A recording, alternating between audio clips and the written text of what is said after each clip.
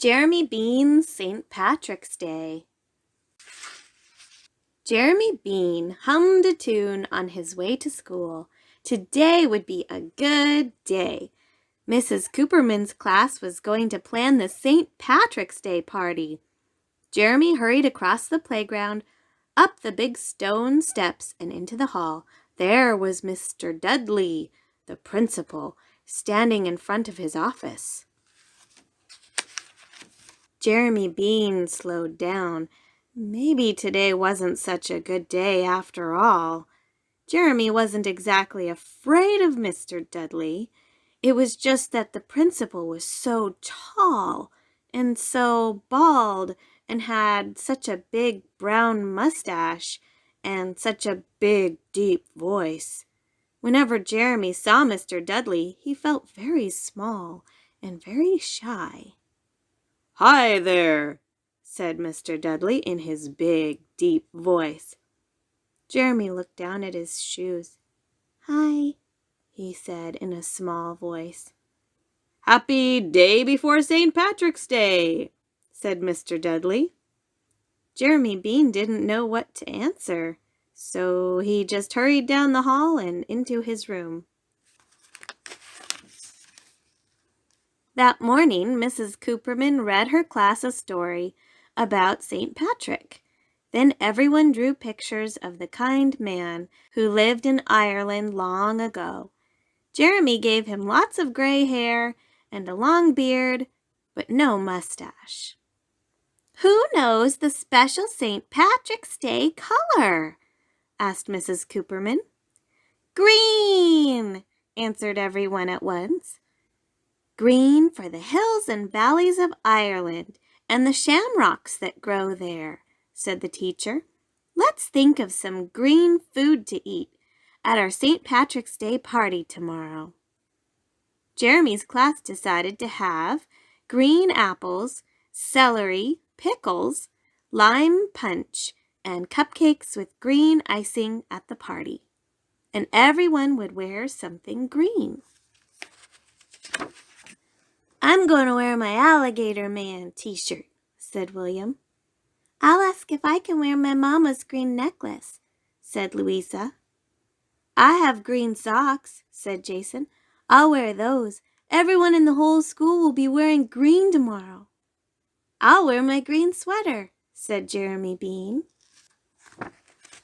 When Jeremy got home, he took his green sweater out of the closet.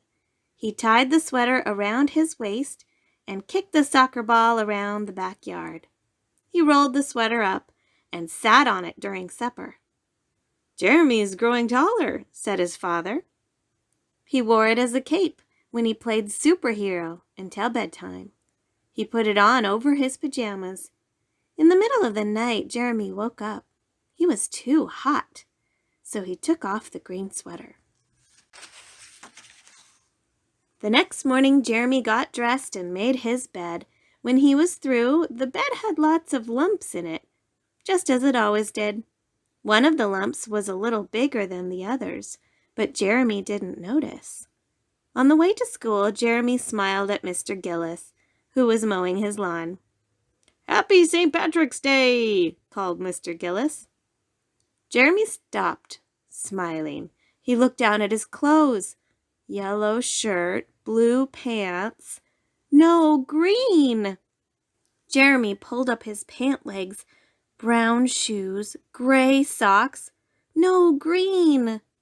He checked his underwear, even though he knew he wasn't wearing green underwear. Louisa and William walked up. "Uh-oh," said William. "Jeremy's not wearing green." He and Louisa skipped off singing, "Jeremy Bean didn't wear green. Jeremy Bean didn't wear green." Jeremy picked some leaves and stuck them into his shirt pocket. Then he hurried after them. In the schoolyard, Mary Ellen said, "Where's your green, Jeremy?" Jeremy showed her the leaves. "Leaves don't count," said Jason. "Jeremy Bean didn't wear green," sang Mary Ellen. Pretty soon everyone was singing, "Jeremy Bean Didn't wear green, Jeremy Bean, didn't wear green. Stop it! Shouted Jeremy. He ran into the school building. There was Mr. Dudley, standing in the hall, wearing a green bow tie, a green jacket, and a tall green hat. He was looking down at some papers in his hand. Jeremy did not wait for Mr. Dudley to look up. He darted into a closet and closed the door. The closet smelled of soap and paint and floor wax. Jeremy squeezed in between a mop and a push broom. Huddled in the dark, he wondered what Mr. Dudley would say to someone who forgot to wear green on St. Patrick's Day. Then Jeremy heard footsteps. The closet door opened slowly.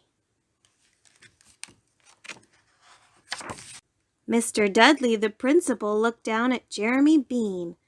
"Will you please come into my office?" he said. Jeremy had never been in the principal's office before. He stood in front of the big desk and waited. He waited for Mr. Dudley to say, "Where is your green?" He waited for Mr. Dudley to say, "Don't you know the rules, Jeremy Bean?" "You know, Jeremy," said Mr. Dudley, "sometimes I feel like hiding in the broom closet myself." "You do?" said Jeremy. "Oh, yes," said the principal, "especially when I have so much work to do. Look at all these papers on my desk. Do you think you could help me?" Jeremy helped Mr. Dudley with the papers. He stacked some of them into neat piles. He stapled some of them together. "You're a good helper," said Mr. Dudley. He didn't even ask why Jeremy was not wearing green. He didn't even ask what Jeremy had been doing in the broom closet. They talked about soccer and square dancing and their favorite TV programs. After a while, Jeremy said, "I forgot my green sweater this morning. Everybody was teasing me." "Well," said Mr. Dudley, "as you can see, I'm wearing plenty of green. I think I can spare some." He put his hat on Jeremy's head, but it wasn't quite right. He let Jeremy try on his jacket, but that wasn't quite right either. Then Mr. Dudley tied his green bow tie around Jeremy's neck, and it was perfect. Jeremy looked up at the very big smile under Mr. Dudley's very big mustache. "Mr. Dudley," he said, "would you like to come to our St. Patrick's Day party?" "I'd be delighted," said Mr. Dudley in his nice deep voice. Jeremy and the principal walked to class together. "My friend Jeremy Bean invited me to the party," said Mr. Dudley. "My friend Mr. Dudley lent me his bow tie," said Jeremy Bean. They sat down and helped themselves to celery, green apples, pickles, lime punch, and cupcakes with green icing.